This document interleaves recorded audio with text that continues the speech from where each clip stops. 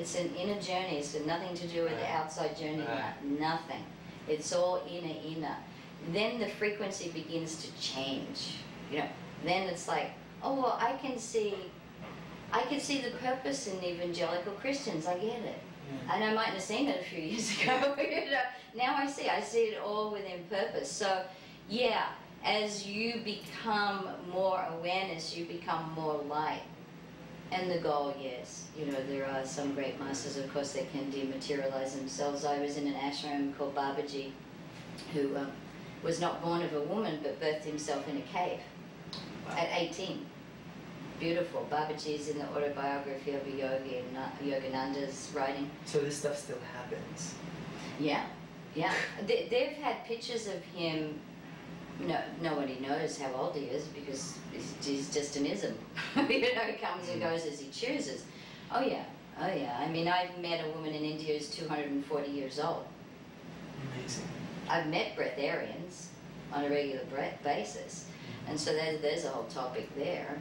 And so the common thread, but you ask, I collect unusual situations, people and places and things, like people collect stamps. Like that's what I do, is collect experience.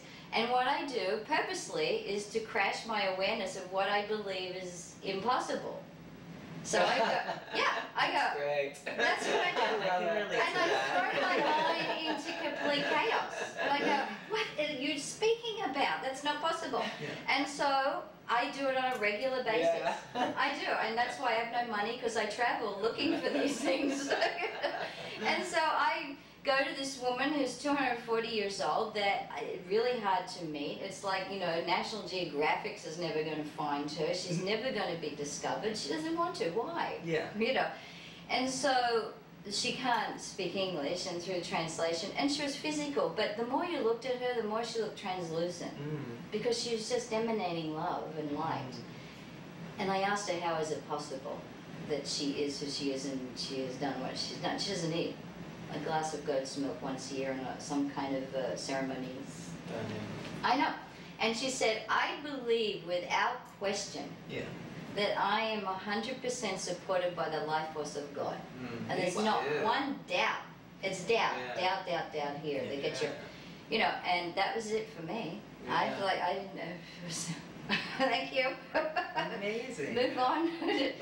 Yeah. Can I ask you something, and this is, I know this is very earthly, but do you know anything of the Bilderberg Society?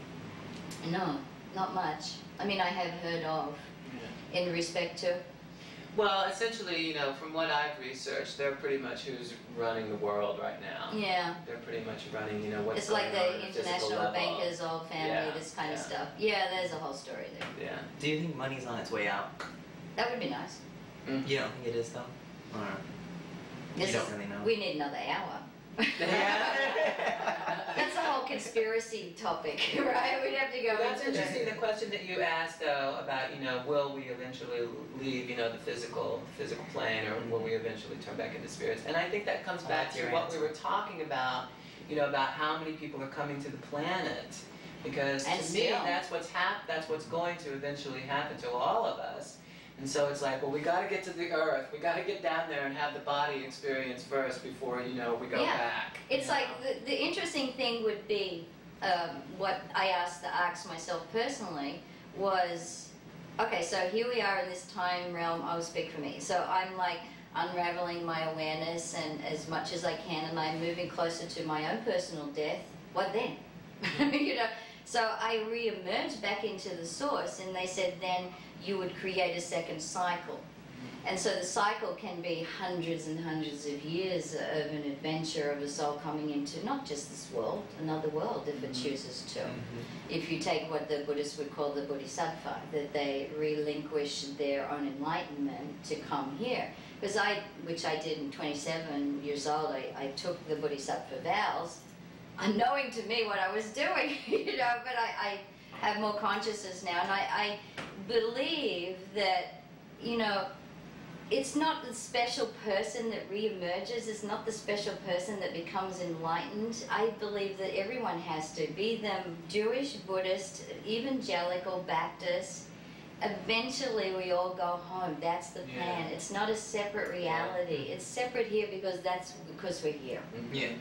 But you know, because when you leave this world, you get your mind. Your mind becomes what it is that you have experienced here. And the Buddhists would call it the bardos.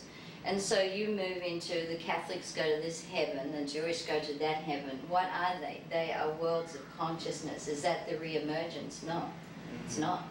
It's not. It's a capacity of your mind to project a world, and that's where you go. Because sometimes even in death, you're still living in your perception. Right. Right. Totally. And so that's why they're saying agnostic. Yeah. Is that why some people are experiencing hell? The fiery one? Yeah. I mean, even the Buddhists, they have hundreds of hells. But it's... Really? Yeah. Oh yeah, they have multi-level realities and demons and stuff like that. But it's not a physical thing. No.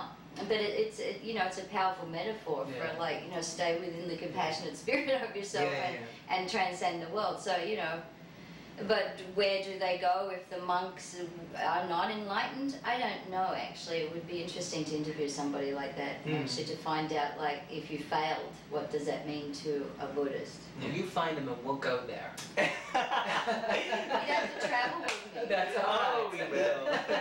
Can I ask you something about reincarnation? Yeah, because this is something that's always topic. Quite curious to me. Here, like 5 minutes. Do we always return in the form of a body, in the form of a human? Is it possible to come back as a flower? Sure.